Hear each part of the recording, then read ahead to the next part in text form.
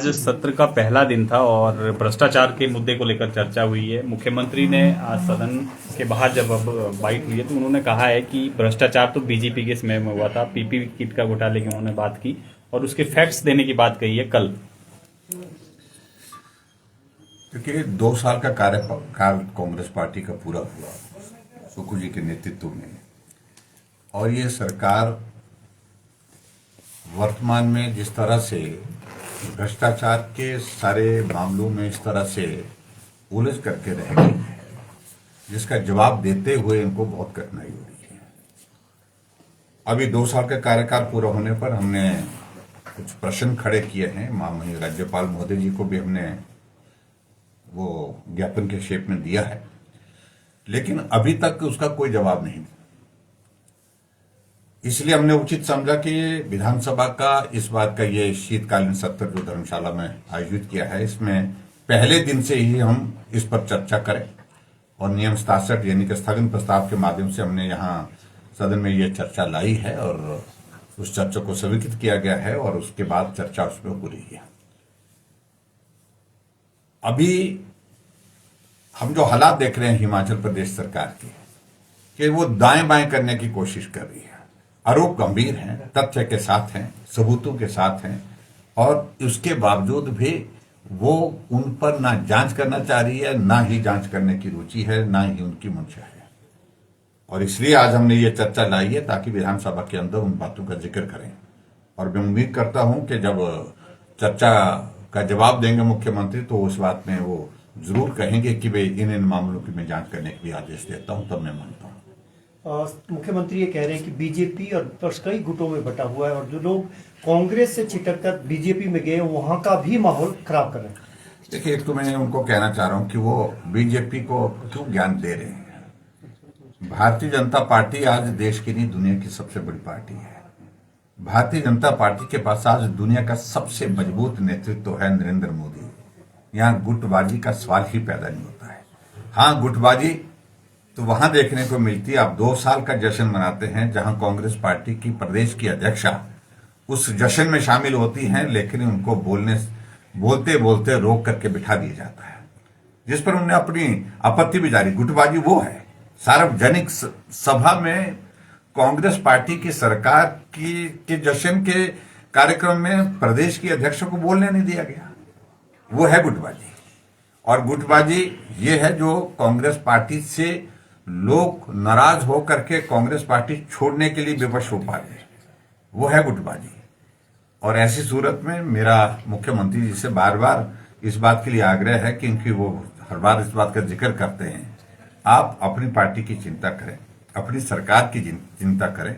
हमारी पार्टी और हमारी पार्टी, हमारा संगठन, हमारा नेतृत्व सक्षम है अपनी पार्टी में अनुशासन बनाने के लिए भी, और भारतीय जनता पार्टी एकजुट है, एकजुट होकर के काम कर रही है। मुर्गा मामले में एफआईआर दर्ज हो गई। कई मीडिया संस्थानों को भी जो शिकायत करता है, उन्होंने कहा कि ये इनके खिलाफ भी कानूनी कार्रवाई की जाए। मैं समझता हूँ ये बहुत दुर्भाग्यपूर्ण है, और इससे बड़ा दुर्भाग्य और हो नहीं सकता। मुझे मालूम नहीं कि मीडिया के ऊपर ये कितनी एफआईआर है। ये अभी तक बहुत सारी एफआईआर हो गई। लोकतंत्र में कुछ चीजों को लेकर के सब्र रखना चाहिए, संयम रखना चाहिए। मीडिया स्वतंत्र होना चाहिए, मीडिया स्वतंत्र होकर के बोलने वाला होना चाहिए, लिखने वाला होना चाहिए। और भारतीय जनता पार्टी की जब हमारी सरकार थी, हमने एक भी मसले को लेकर के, मुझे नहीं याद है कि हमने मीडिया के ऊपर कोई मामला दर्ज किया। हमने पूरी स्वतंत्रता दी। आप हमारे खिलाफ लिखेंगे तो उससे सुधार की गुंजाइश निकल आती है। यहां सुधार की गुंजाइश की संभावना ही नहीं है, क्योंकि वो कहते हैं कि अब इतने सुधरे हुए हैं, इतने सुधरे हुए, हम दुनिया को सुधारने आए हैं और मीडिया वालों को भी सुधारने में लगे हुए हैं। इस बात को लेकर के हैरानी की बात है। मूर्खा, आपके डिनर के मेन्यू में आपके लोगों ने शामिल किया, आपके अधिकारियों ने शामिल किया, बाकायदा उसको छापा। 12 नंबर पर जो है जंगली मुर्गे का जिक्र हुआ, और हमने सोचा कि शायद ये लिस्ट में ही है, लेकिन जब खाना परोसा गया तो उस वक्त खाना खाते खाते आप जंगली मुर्गे का जिक्र कर रहे हैं, इसको दीजिए, उसको दीजिए, उसको दीजिए। और उसके बाद एफआईआर दर्ज करने का क्या औचित्य बनता है? और बाद में आप एक बार ये भी कहते हैं कि यहाँ हम जो आए हैं यहाँ पर ये सारा यहाँ का जो है ट्राइबल का कल्चर है, और ट्राइबल के कल्चर में जंगली मुर्गा और ये सारी चीजें जो है वो ये होती रहती है, और आप खुद ही बोल रहे हैं। आखिरकार मुख्यमंत्री हैं प्रदेश के, जिम्मेवारी के साथ बात कहनी चाहिए उनको थी। और जो वहां पर जो भी हुआ हम तो उस बारे में जिक्र नहीं कर रहे हैं। अगर सोशल मीडिया में अगर मीडिया में कहीं इस बात का जिक्र आ गया जंगली मुर्गे का, और जंगली मुर्गा सही मायने में न तो मारा जा सकता है मुताबिक कानून के, और ना ही उसको खिलाया जा सकता है, लेकिन उसके बावजूद भी वो हुआ सो हुआ।